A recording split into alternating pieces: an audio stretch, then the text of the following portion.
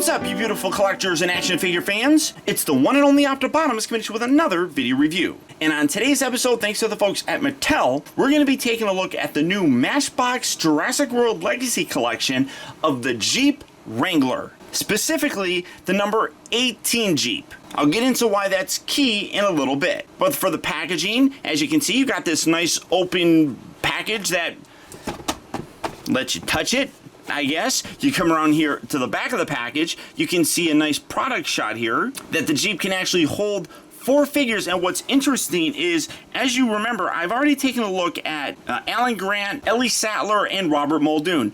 There is an Ian Malcolm figure right there, so hopefully that ends up getting made. And then you can also see that it has a real working winch. But for the packaging on this, that's about it. So without further ado, let's get it out here and see how cool it actually is. And here we have it, and this is absolutely terrific looking. This is an amazing recreation of the number 18 Jeep that we saw in Jurassic Park. Now, what makes the number 18 Jeep so special? Well, this was the Jeep that Ellis Sattler, Alan Grant, Ian Malcolm, and some random dude were driving when they first arrived at the park, and what they were driving when they first saw the Brachiosaur. That shocked look that Alan Grant had came while he was driving around in this guy.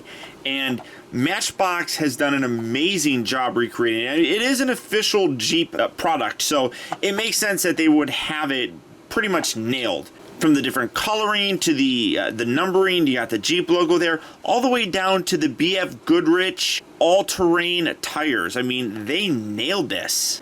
The only part that I wish they did, if you come around to this side, you can see that they didn't paint the little keyhole or the handle.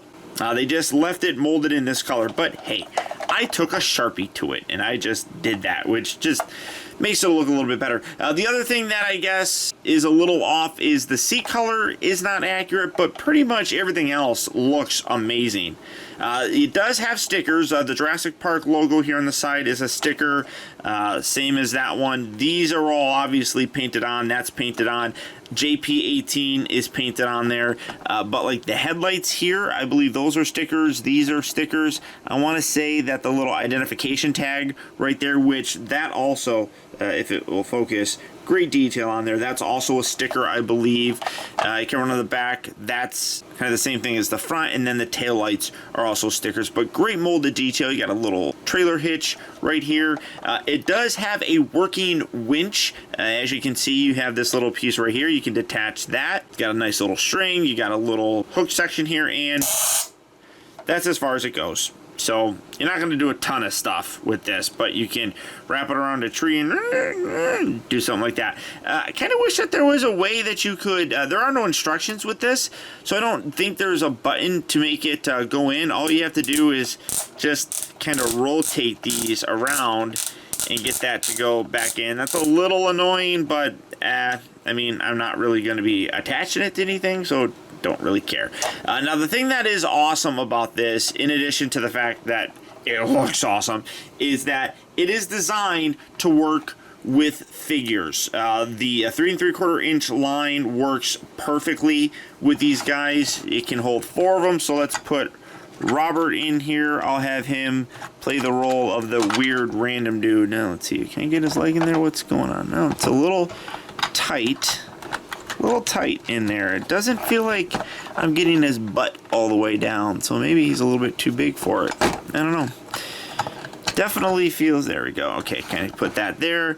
Let's put Alan in the passenger seat, because that's where he was.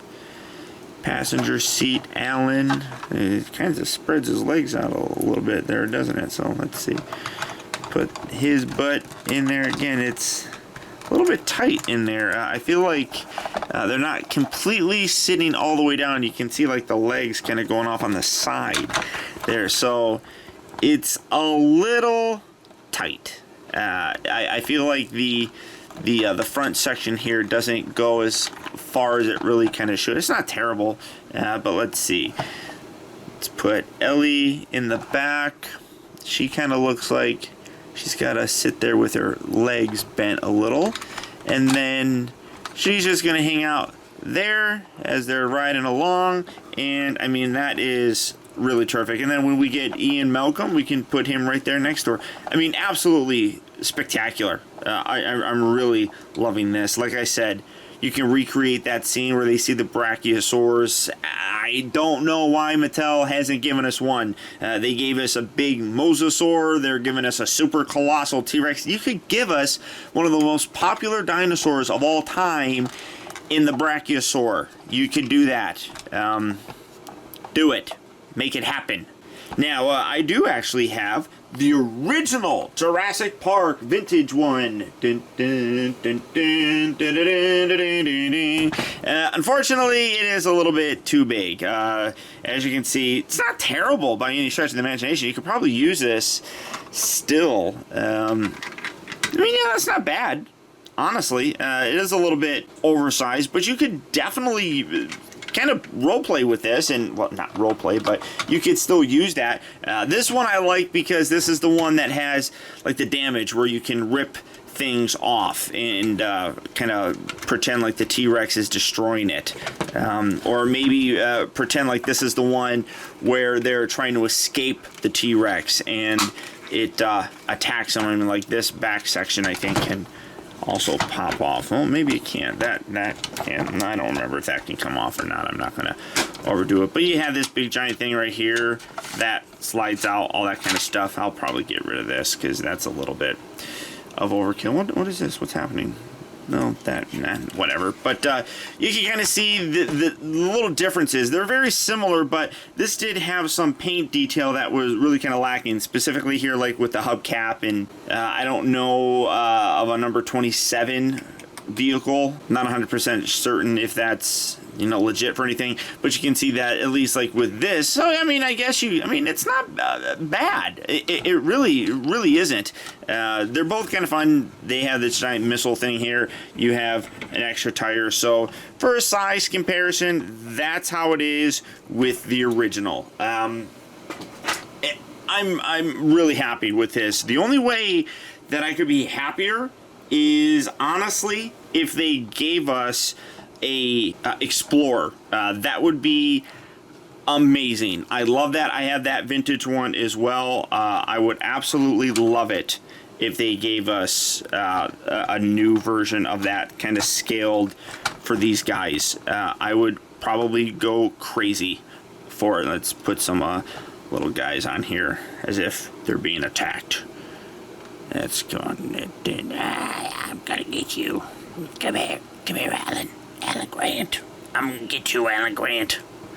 I'm gonna get you. So there, you can have weird little kind of recreations right there. But all in all, I'm absolutely impressed with this. And again, price-wise is incredible. I don't remember how much it was, but I don't think it was really over $15. I don't exactly remember, but I am quite impressed with this. And if you're a Jurassic Park fan, this is another piece that I cannot recommend enough to you guys. This is just terrific. The only way that it, like I said, it could get even any better is if we got the Explorer. So if you're looking for it, because it is part of the Legacy collection, it is exclusive to Target stores, so it may be a little bit tricky to find it, but it is well worth picking up and adding to your collection.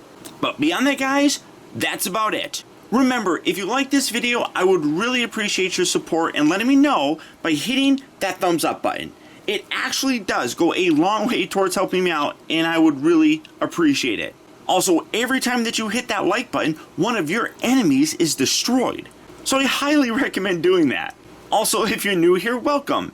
And before you go, make sure you subscribe in case you haven't already subscribed. That way you'll get instant email notifications whenever I upload a new video, and you'll never miss out on a future review of mine. Or hey, if you're already subscribed, now more than ever it's important to make sure that you are getting those email notifications. We all know just how unreliable that YouTube subscription box is, and the best way to help support my channel and not miss any future reviews of mine is to click on that little bell right below this video and double check your settings to make sure that they're set so that you get those email notifications. And a very special thanks to you if you made it all the way to the end of this review. Another way that you can really help support my channel is making sure that you watch a video all the way through. And if you did that, thank you. And finally, remember, the real trouble with the world is too many people grow up. Thank you for watching and taking the time to be a kid.